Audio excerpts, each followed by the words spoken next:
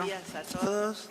Quiero, en principio, agradecer, siempre es bueno agradecer a quienes han organizado este seminario y aunque yo pertenezco a la cátedra del diálogo y la cultura del encuentro, que ha participado activamente en la organización, agradecer a todos.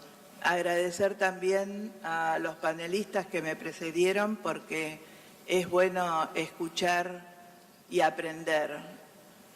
Y agradecer a esta posibilidad de conversación que siempre lleva confrontación para, desde el lugar donde yo voy a instalarme en estos breves minutos, que es el lugar de la filosofía práctica, el lugar de la ética, tomando a la Laudato Si, que creo es un documento que trasciende totalmente la fe, más allá de que yo la tenga, sino que creo que es un documento, como el propio Papa Francisco nos dice, social, una encíclica integral, no solo planteando las dificultades del cambio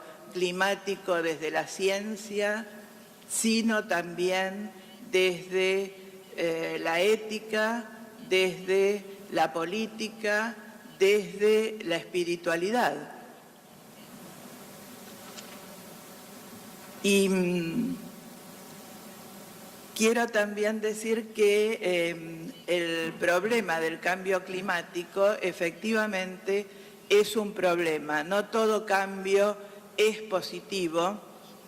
Esta expresión, cambio climático, tiene un sentido negativo y problemático y preocupante, y es una expresión producto de decisiones que se han venido tomando desde lugares justamente de decisión, desde lugares de poder, de distintas perspectivas, pero que el producto de esto llamado cambio climático nos afecta grandemente, y no es solo desde la conciencia, sino también desde la sensibilidad que debemos trabajar para, primero, como ha hecho Francisco en la encíclica, definir con claridad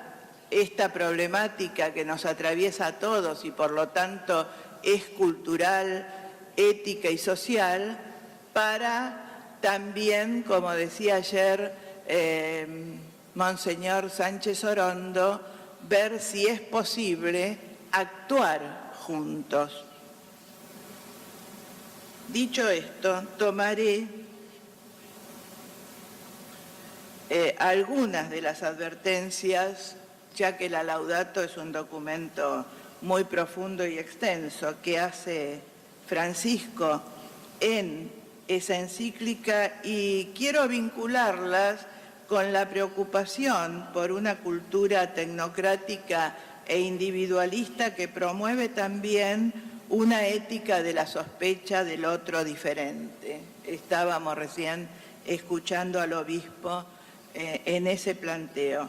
El medio ambiente descuidado o degradado responde también a una visión en la que el poder concentrado decide sobre el diseño del mundo.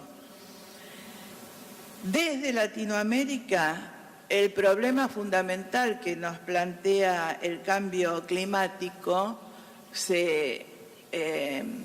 podemos recordar el agujero de ozono, que no sé por qué no se lo menciona más, pero que estaba en el sur, y nuestro problema principal, siendo que no somos el continente o el subcontinente más pobre, sí somos el más desigual. Y en segundo término, los crecientes porcentajes de hermanos, hermanas que caen bajo la línea de pobreza, nos hacen pensar precisamente cómo saldremos de esta conjunción entre la desigualdad, los problemas que plantea el cambio climático y nuestra situación presente. Problemas como la violencia, el ecosistema plagado de desequilibrios, las violencias al cuerpo propio, el destrato entre hombres y mujeres, los injustos modos de producción y de consumo se señalan con claridad meridiana en la encíclica. Francisco actualiza algunos de las enseñanzas de San Francisco de Asís, recordando que son inseparables la preocupación por la naturaleza, la justicia con los pobres, el compromiso con la sociedad y la paz interior. En ese sentido es que esta es una encíclica integral, social. Quiere Francisco una fraternidad que no se mire al ombligo, que no sea antropocéntrica, que seamos hermanos y hermanas de la naturaleza toda y de cada ser vivo singular. Ahora bien, el problema que él plantea lo circunscribe a una expresión llamada cultura de la indiferencia. ¿Cómo armonizar este planeta? ¿Cómo lograr la fratría con un Padre que nos trasciende cuando la cultura de la indiferencia permea nuestro presente? Lo cito, muchos esfuerzos para buscar soluciones concretas a la crisis ambiental suelen ser frustrados no solo por el rechazo de los poderosos, sino también por la falta de interés de los demás. Los ejes problemáticos, entiendo yo que atraviesan la Laudato y que podemos tomar desde Latinoamérica, pero también para mirar a todo el planeta, son 4 para mí. La íntima relación entre pobreza y fragilidad del planeta. La convicción de que en el mundo, hoy más que nunca, está todo conectado. La crisis al nuevo paradigma y a las formas de poder de la tecnología y la grave responsabilidad de la política internacional y local que insiste muchas veces, no siempre, por suerte, en promover una cultura del descarte. Los basureros a cielo abierto, las industrias contaminantes, los depósitos peligrosos son lo que Francisco denomina cultura del descarte y que produce inequidades e injusticias que desfiguran el rostro de los pobres y de los indigentes. A un año y un poco más de esta obra descarnada y amorosa, la más clara describiendo los males sociales y propiciando soluciones, ¿cómo está hoy el mundo? Europa con altas tasas de desocupación y con la xenofobia a flor de piel. América Latina en recesión. Turquía, paradigmático lugar de encuentro entre Oriente y Occidente, golpeada por atentados suicidas. Más pobres, más refugiados repudiados, sin hablar de la tumba que es el Mediterráneo, nuestros niños deambulando sin mayores, África hambrienta, altas tasas de pobreza e indigencia que se acrecientan a lo largo y a lo ancho de la geografía. Con esta descripción no es posible alegrarse. El efecto invernadero continúa, los fabricantes de armas siguen produciéndolas, el número de personas que desaparecen para ser objeto de trata o tráfico de armas, de órganos, se multiplica. Por eso, en la Laudato, Francisco apela a que si queremos lograr el bien común, la responsabilidad política y ética de los dirigentes tiene que ponerse en el centro de la escena, desenmascarando incluso las propias injusticias cometidas. Por eso no hay que confundir la cultura del encuentro que propicia Francisco con ser tibios ante las injusticias, ya que él no lo es. Y por eso dice cosas que incomodan. Ahora bien, si lo seguimos cuando diagnostica, también tendríamos que seguirlos en la propuesta. Una propuesta que es ética, que mira los derechos humanos, que es preocupada por el bien común, es decir, por la política y, por supuesto, por lo religioso y el espíritu, no solo la conciencia. La propuesta para que reflexionemos en este seminario la encontramos en la encíclica. Él plantea una tercera guerra contemporánea y mundial, aunque fragmentaria, que tiene como principal actor al capitalismo. Ha dicho, este sistema no se aguanta. ¿Qué nos está diciendo? Que es imperioso salir de la matriz del poder económico concentrado. ¿Cuál es su propuesta? Lo decía recién el obispo, aunque Francisco lo dice sobre todo a los jóvenes de un modo muy contundente: hacer lío. Esto tiene una envergadura ética fundamental porque es precisamente tomar y sentir la injusticia, protestar por ella y desde esa protesta poder proponer. Hay que salir, eso sí, de la lógica amigo-enemigo, que es una lógica nazi, típica de la conciencia nazi, pero sí hay que confrontar con quienes, como hermanos, están sosteniendo intereses que nos pueden afectar a los pobres y a la mayoría de quienes habitamos este pequeño planeta. Sabemos que la fraternidad no es una cosa light y no significa identificarse con el amor absoluto por el otro, sino también confrontar en el encuentro más significativo e igualitario que tiene la condición humana. Es el encuentro con la propia generación para dar sentido a la que viene. No queremos encapsularnos, digo en plural, pero creo que podemos coincidir, en las culturas urbanas, que entre nosotros es un peligro grande, porque la mala distribución poblacional hace que haya una geopolítica que deba incorporar, aunque no siempre lo hace, las culturas más invisibilizadas, las culturas más pequeñas, aquello que hace a lo que siempre nos llenamos la boca diciendo la diversidad cultural, pero que luego en los hechos cuesta.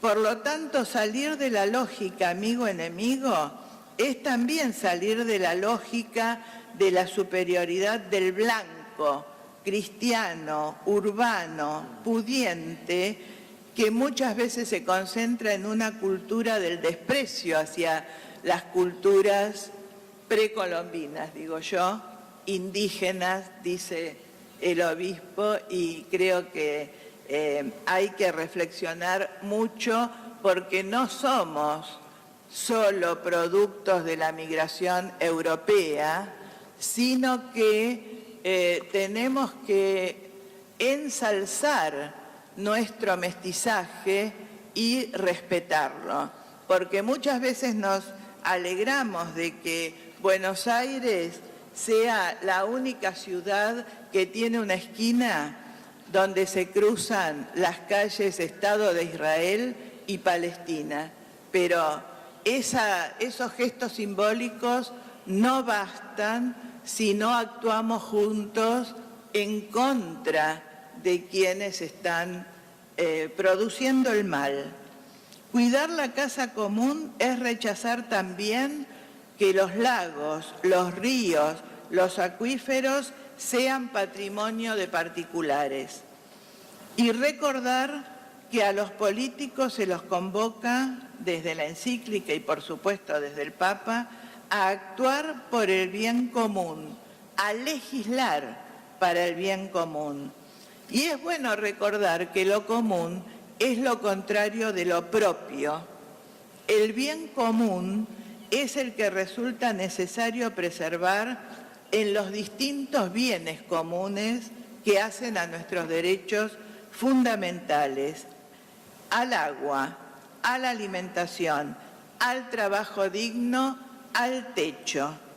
Si todo lo convertimos en mercancía, no nos asombremos del actual estado de cosas.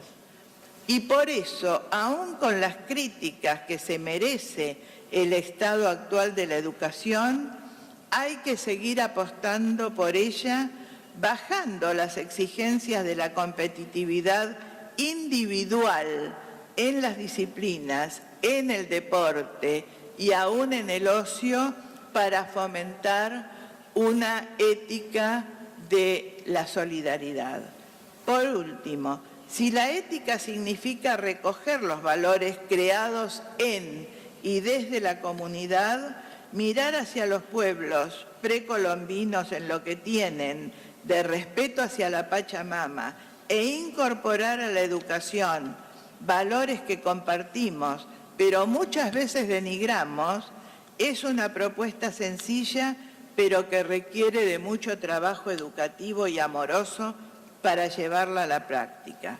Nuestro lenguaje cotidiano está muy lejos del respeto mutuo entre nuestras propias proveniencias culturales. Insistir con la tolerancia, el respeto mutuo y el reconocimiento del otro, diferente y por eso igual, supone partir de la base de que estos valores se educan en el estar con, en la comunidad. Porque el conflicto, que es condición del ser humano por el sencillo, pero siempre presente hecho de nuestra propia finitud, produce inquietud y muchas veces violencia, y es entonces desde el estar juntos, desde la ética, desde la educación que propone actuar juntos, como podemos bajar los niveles de la violencia. Un sistema como el actual, basado fundamentalmente, no digo que todo, en la fuerza y en el poder del lucro, resiente las posibilidades de una justicia social extendida. La justicia social es lo contrario a la justicia individualista del mérito. En resumen, mientras sigamos de este sistema intrínsecamente desigual y hagamos y podamos hacer protesta dejando atrás expresiones como ¿qué querés que haga? O es lo que hay, podremos comenzar a juntarnos con aquellos que nos están indicando el camino, porque yo creo que el comienzo siempre es recomienzo, como dice Hannah Arendt, y apostar a que las nuevas generaciones tomen realmente lo mejor del presente, porque la resignación es sometimiento y colabora a incrementar la desigualdad. Si resignificamos nuestro modo de estar en el mundo desde la lucha por la igualdad, por ejemplo, en la distribución del PBI de modo más equitativo entre el capital y el trabajo, en el respeto mutuo a quienes sinceramente piensan distinto, Si tomamos las palabras de la Laudato Si y las convertimos en actos cotidianos, podremos ser dignos de una contribución para frenar el deterioro de la casa común. Gracias.